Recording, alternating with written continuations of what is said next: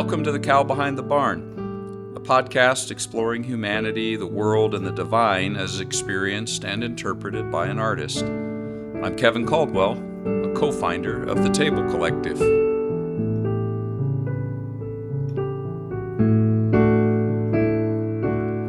Where is he coming from? My guess is that people have asked some version of that question about me more than a few times. After a typical dad joke, or when I was being serious as a leader when it was part of my job to communicate vision regularly and clearly, but I know at times I left people scratching their heads. We tend to ask it sarcastically when we're confused by something someone did or said. Right now, though, literally, where am I coming from? In the last episode, I said I wanted to get more personal about all this, about being raised in Bakersfield, California, memories of early childhood in Granada Hills, California, birth in Arcadia, California, going back to where I was conceived, Phoenix, Arizona. When I imagine the implications of quantum thinking and our physical makeup, I find myself more and more convinced that the things that make us who we are drawn from much more than our genetic history or early family environment. We're also made up of the soil, the air, the water, and the generations of people who touched that soil and breathed that air and drank the water in those places.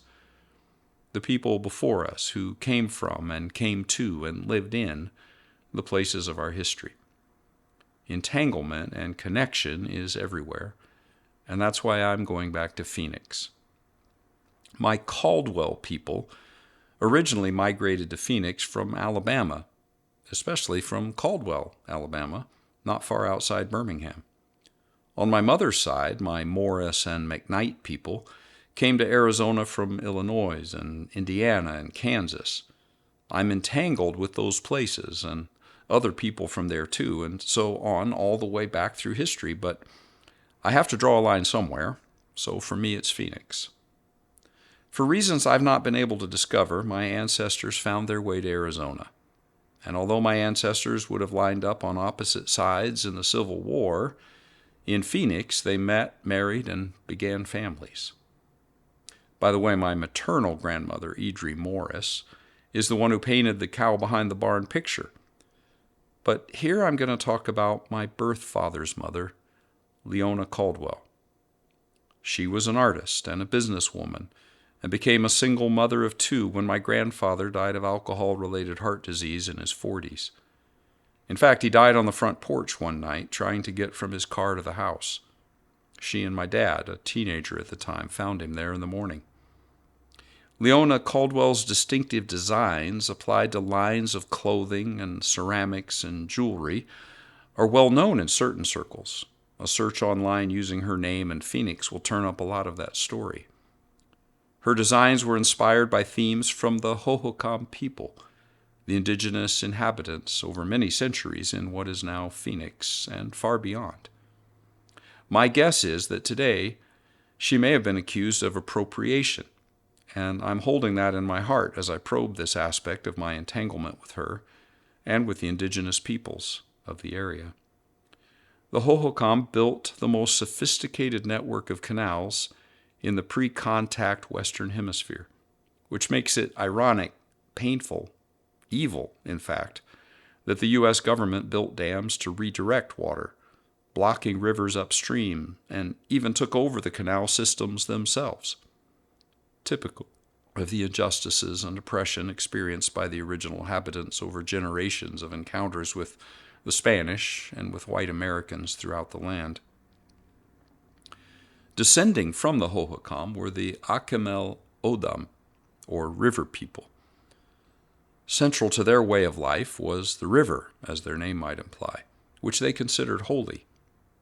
And that makes a lot of sense when one considers the environment they lived in.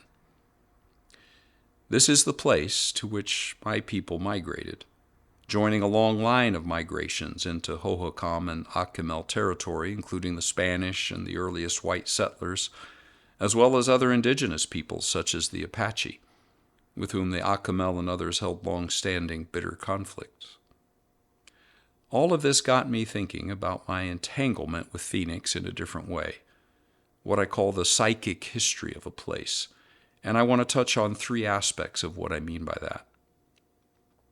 Places share a psychic history of pain and loss, a psychic history of the holy and the haunted, and a psychic history of individuals, all sort of a microcosm of all of that, like a core sample.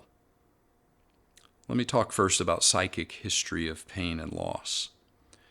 It's becoming common in the USA and elsewhere to begin a meeting with or issue statements referring to some sort of a land acknowledgement, which is a way of declaring who originally dwelt there and their unique relationship to the land, stating the obvious reality that others now occupy and make use of it.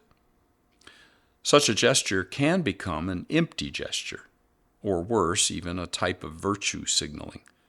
Whether intended or not, it can be paternalistic and tone-deaf. So I want to be sensitive about how I do what I'm about to do here.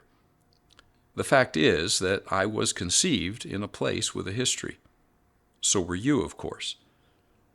I'm going to focus on Phoenix, but I spent my early years in Granada Hills, which was the land of the Tongva people. And I lived on the land of the Tohon people in Bakersfield. And even as I was drafting notes for this paragraph, I was in Rohnert Park, on the land of the Southern Pomos. In my view of entanglement, I'm not only entangled with DNA with my own ancestors, and thus with whatever they did, good and bad and ugly and beautiful, in and to these places and to people there. I'm just as entangled with the Spanish and the early whites and all that they did. And so I'm also entangled with colonial oppression, with my grandmother's appropriation of the material culture of a people. Unintentional on her part, yes, but that's how privilege and appropriation often work. We don't even realize it when we do it. To name the reality is not necessarily to blame an individual who unknowingly exhibits it. And yet I'm also entangled with the original inhabitants and their histories. Good, bad, ugly, beautiful, painful, joyous, things done by them, things done to them. I believe that as humans we share in the psychic history of pain and loss of all humanity. And I believe that this shared psychic history offers a means of healing, both past, present, and future. Now, the question of reparations is more and more on the agenda in political discourse these days, reparations to indigenous peoples and to the descendants of enslaved peoples, as the Avett brothers put it in their song, We Americans. Those of us with European history live on stolen land built with stolen people. A shared psychic history suggests to me that a powerful place to begin the reparation process, the repair process, would be to start from our interconnection, our entanglement, our shared psychic history, to feel it as if it's ours, mine, for it truly is. As I say this, I say it as a place to begin. It's not the end point. It's not a replacement for tangible forms of reparation. Those, however, could be undertaken without ever actually healing the deeper psychic wound. For that healing, that repair, my admittedly tiny part includes or starts from feeling it all, taking it in. And to be honest, this can be overwhelming. Just my genetic line is overwhelming. Leave alone the psychic line of connection with the peoples of Phoenix. Leave alone all humanity. Leave alone all the universe, the cosmos. There's two ways that I try to metabolize such things, and both involve paying attention. One is, frankly, in meditation, in which I try to just be aware, awake to the reality of it all, to the extent that my knowledge at any given point in time allows me to be. Because attentiveness is a way of seeing and observing, which, in my approach to quantum theory, can create a psychic butterfly effect far beyond myself, including back in time. And the question of time, of course, is waiting in line for some episodes in the future, whatever that is. A second way is in my poetry and my music, because art is a way of paying attention, of being aware and awake, And as such, it's another way of sending that flicker of a butterfly wing, because art can heal just by existing. One morning, while riding my bike in Pasadena, I saw a familiar sight: 4 or 5 coyotes running together down the streets and in between houses. For some reason that morning I saw it differently. In my imagination, I saw them following the ancient trails of the indigenous people of the area, the Tongva. The trails are covered now by pavement and houses, but I wondered, can you coyotes, see and hear the Tongva people? Are they out there? Are they here? The result of those wonderings was my song, Dreamcatcher.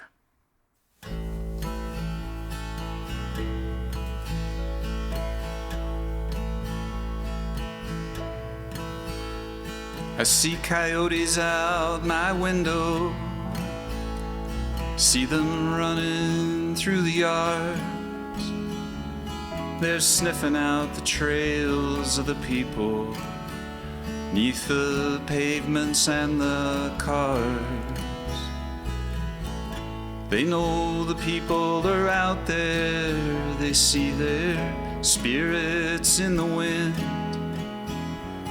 But I wonder if the coyotes are howling, 'cause they see them coming back again. In my dream I'm on a mountain, looking down upon the plains. I see the people run in terror, see the blue coats coming down like rain. I see Buffalo Bill and Sitting Bull turning history into a show. They don't mention the lies the white men told, or the people dying in the snow. I see the ghost of Crazy Horse drifting low above the ground. He floats above the plains and the rivers, and through the smoke of settler towns.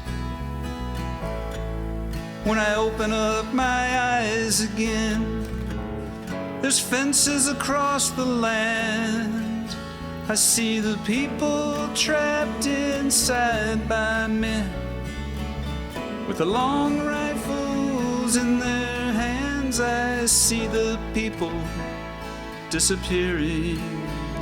One by one they drift away. I don't hear them say the words the Great Spirit taught them how to pray. I see them turn and walk away from me, fading slowly into the shade of the Great Spirit who I see weeping over all the souls that he could not save. I see the coyotes out there running still over trails on this land. I hear the people say the words again, dream catchers in their hands.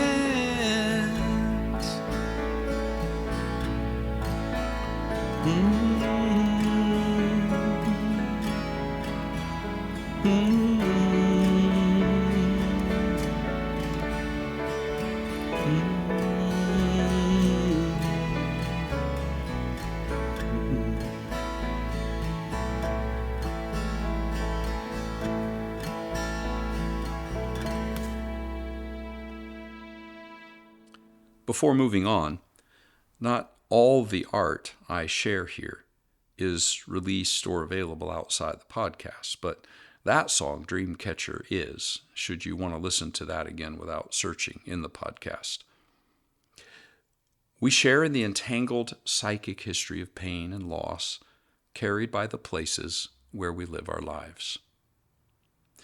Let me touch now on the psychic history of the holy and the haunted.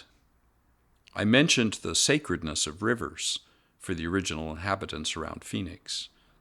I mentioned river as a holy thing, a holy place. Most of the great religious traditions have places and objects that are experienced as holy, blessed, in some cases even divine. There are also places and objects that are experienced as haunted, cursed, in some cases demonic. Inspired by the psychic history of Phoenix and sacred rivers, I want to focus on rivers and water. Let me turn first to the Hindu world. For many adherents of what Westerners inaccurately call Hinduism, as if it were just one thing, every inch of the Ganges River is the embodiment of sacredness. The faithful bathe in its waters and carry small quantities with them for use in rituals back home. The river is the form in which Shakti, the moving, rolling energy of the god Shiva, appears on earth and can be felt, tasted, and absorbed. There's the Buddhist world. The idea of blessed water is found in virtually all Buddhist traditions. In the Theravada tradition, water for cleansing and purification can be created in a ceremony involving a candle and symbols of the other elements, earth and air and fire. Most Mahayana Buddhists typically recite sutras or various mantras numerous times over water, which is then either consumed or used to bless homes afterwards.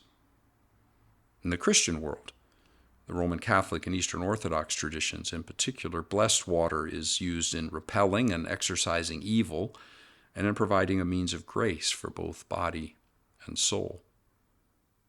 In the Muslim world, the well of Zamzam in Mecca, Saudi Arabia, is just under 70 feet away from the Kaaba, the holiest place in Islam. The well is considered a miraculously generated source of water, which opened up thousands of years ago when the son of Ibrahim, or Abraham, Ismail, or Ishmael as some know him, was left with his mother Hagar in the desert. Now, officially, Islamic teaching wouldn't suggest the water is holy in the sense of having special powers, but in the lives of many Muslims, it does. And like the water of the Ganges, the faithful take it home from their pilgrimage. Then in the Sikh world, one of the holiest sites for the Sikh people is Hamrandir Sahib, which is surrounded by a pool of water called Amritsar. Bathing in the pool is believed by many Sikhs to have restorative powers, purifying one's karma. And, as we've seen in other heritages, some carry bottles of the pool water home, particularly for sick friends and relatives. Now, I can imagine the question or assumption of some of my hearers, isn't this all just magic and superstition? I now think that entanglement, quantum theories of the universe, might offer a way to understand holy and haunted places and things. Let me explain.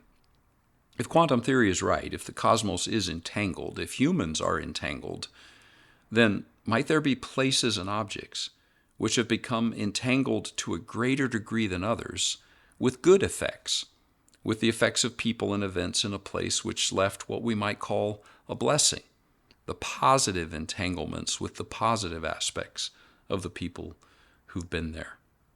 Conversely, might there be places and objects that have been entangled in the effects of pain and hurt and evil, injustice, brutality, which occurred in these places or through those objects and people there?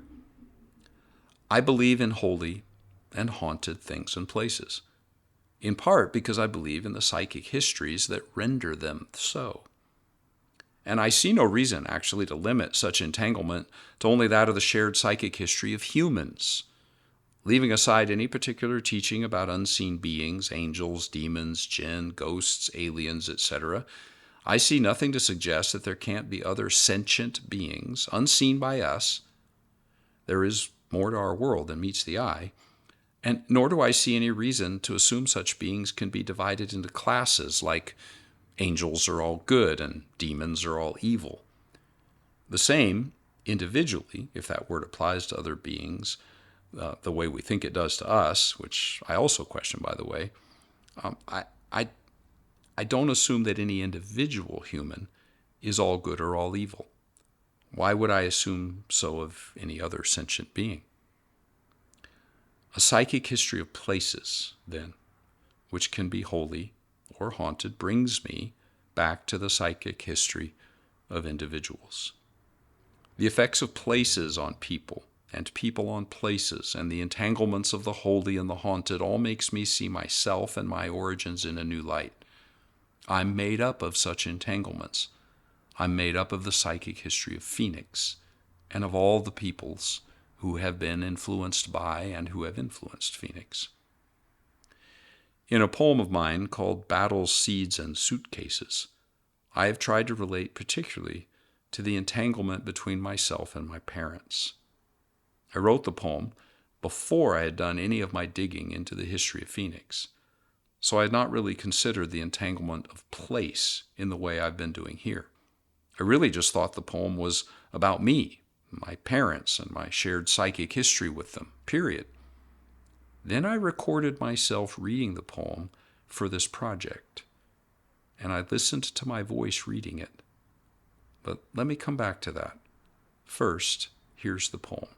And this time I read it with no musical background, which is something that I often add. But here I just want to present the poem, Battles, Seeds, and Suitcases. 1. Battles. Two nervous peelers of secrets, hot adolescent Arizona, groping tentative fingers, finding, feeling, fearing. I learned later the disputed territory between them, the anger in the lust-kindled fires.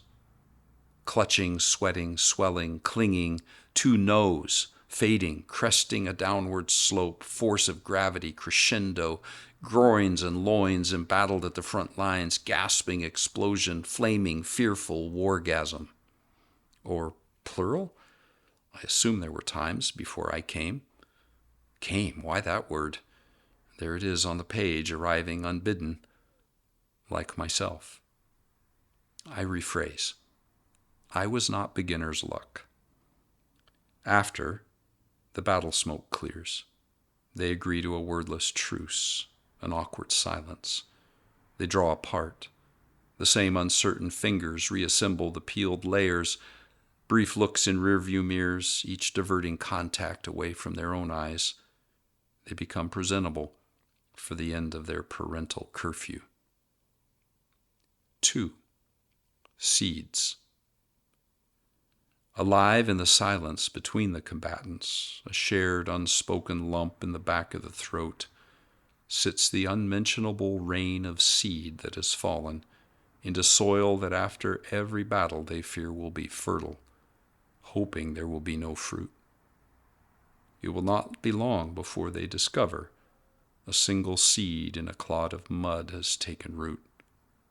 I am already growing there between them on the drive home, formed by the air and the wind and the weeds and mineral and stone, in the brutal, blessed, broken, twisted beauty of entwined ancestral lines, tissue and bone, archetypal dreams, stored tribal pride, sorrow, shame, and legend, oiled curls of thick hair, dimples, chins, me, spoil of war, feared, conceived, regretted.